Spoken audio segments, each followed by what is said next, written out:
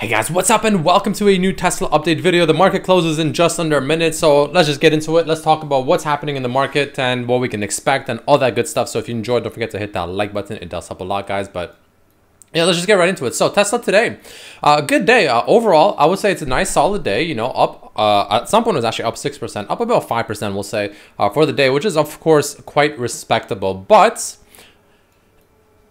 it's a good start. It's a good start. So this is why I said yesterday, remember when I said yesterday, I'm like, you know, even though we broke underneath, like it's bad, but it's not the worst thing yet, because again, you know, as long as either, you know, Wednesday, which is today, or tomorrow, but ideally today, we recapture that kind of 630 level.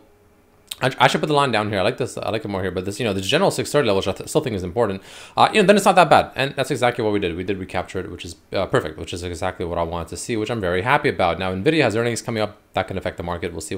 Keep an eye on this number right here that's coming up.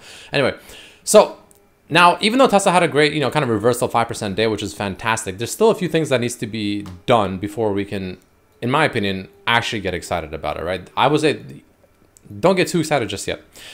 And the reason is for a couple of reasons, and they're pretty simple too, in my opinion. So number one, you can see the RSI on the daily over here, right? It's kind of approaching the, kind of like the average, if you will, of the RSI over here, which, you know, it got rejected here already, right? So the point is that, you know, we want to kind of, you know, we want to appear, then it got rejected real fast again. So we want to get above this, a median line, if you will, or like average line, and stay above it, right? We don't want to just go up for one day and then go back under. Similar to how, you know, when we went up here over this, the 5-day moving average, like I said, you know, I have a 3-day rule for a reason. You want to kind of maintain that. And exact same thing happens here, right? Where we fell below level, I didn't want to drop below. And again, you know, we didn't maintain below that level. We recaptured the next day. That's the point where, you know, this market has a lot of kind of baits, if you will, kind of like that, a lot of traps. So you want to be very careful about that. So number one, we got rejected at the 5-day moving average, you can see here, which is sitting currently at 667 roughly, right? We got rejected pretty much directly off of that. You can see the blue line, which is pretty much picture perfect. That's number one. We want to not get rejected by that. We want to not only go above it like this candle, but more importantly, stay above it for, again, about 3 days, 2 or 3 days, something like that, you know, and kind of maintain the strength and not just give up the strength. You know, it's kind of like when you make a really shitty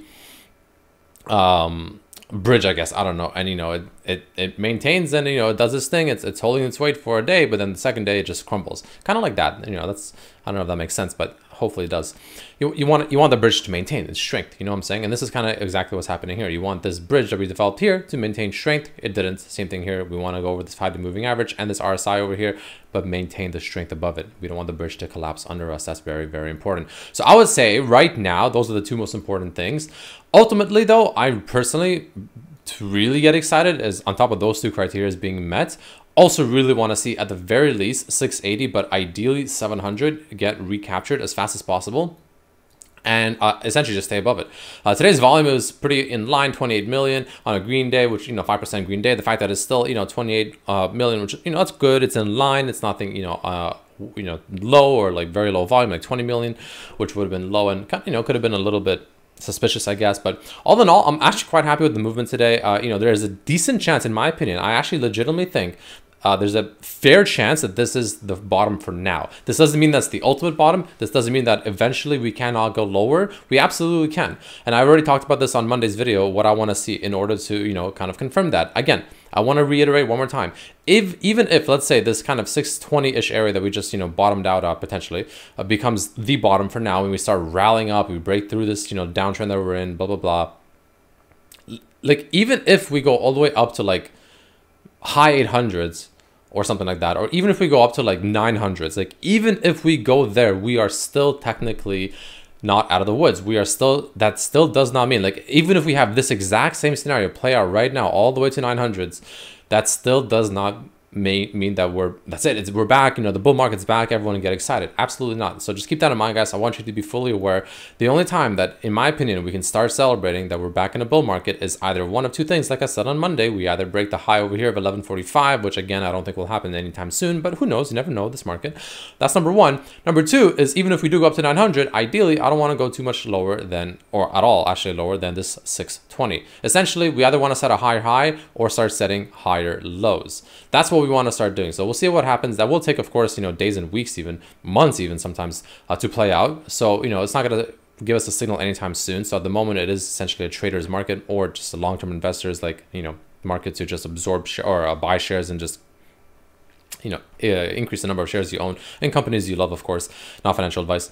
But yeah, that's essentially what I'm seeing, guys. There's really not a whole lot to update at the moment based on, what I'm seeing at the moment that I haven't already mentioned. All in all, like essentially today played out kind of what I wanted to see. Like I said, I did want to see that 630 recapture, which exactly, we did that exactly, which is perfect.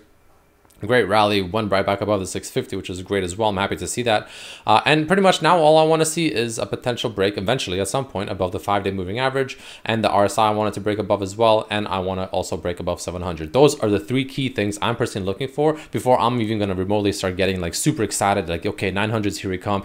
Once those 3 conditions are met, I think that's when we can start putting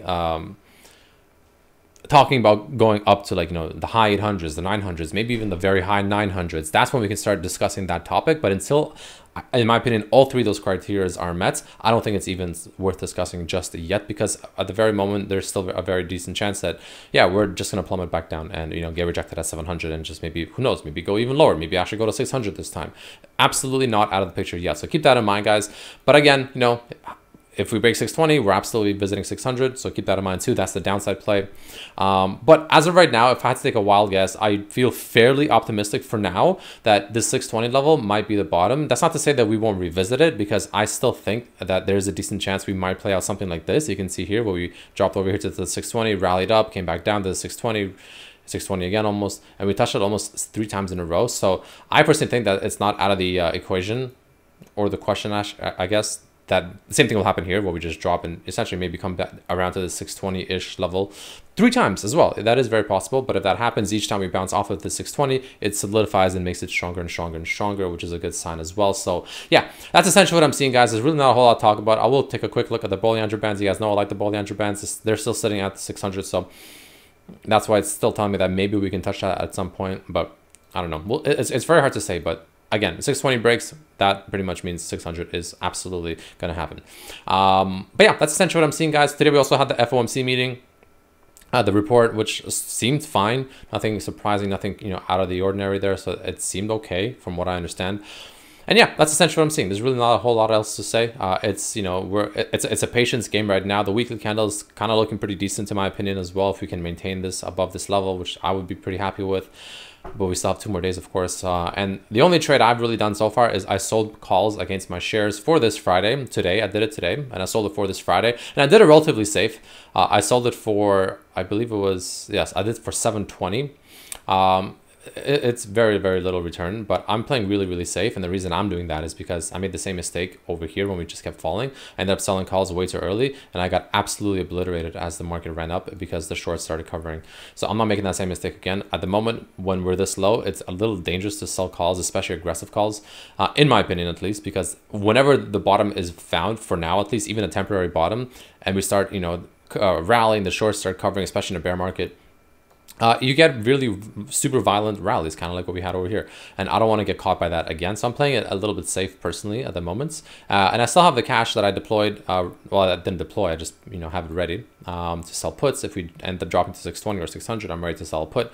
That's just kind of, my backup cash. Ideally, I don't want to touch it. If I don't have to touch it, I don't want to touch it.